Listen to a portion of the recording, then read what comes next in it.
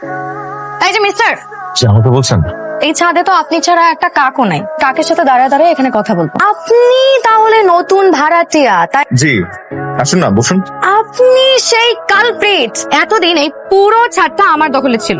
বাবাকে বলেছিলাম এই ছাদটা যেন কাউকে ভাড়া না দেয়, কিন্তু আপনি এসে শেষ মুহূর্তে একটা বাগড়া বাজায় দিচ্ছেন। একটা গাছও যদি নষ্ট হয়েছে তাহলে তো আপনার খবর আছে। না, আমি কেন আপনার গাছ নষ্ট করতে যাব?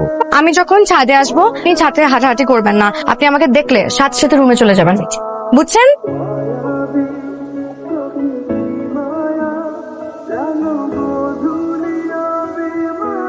তোমার টিউশনি এখন কয়টা চলে?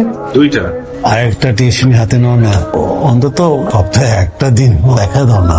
কাজলের বাবা এই কথাটা যদি আগে বলতো তাহলে আমি বাকি 2টা টিউশনি মনের খুশিতেই ছেড়ে দিতাম। প্রতিদিন কাজল কোনো না কোনো কারণে একবার হলেও ছাদে আসতো।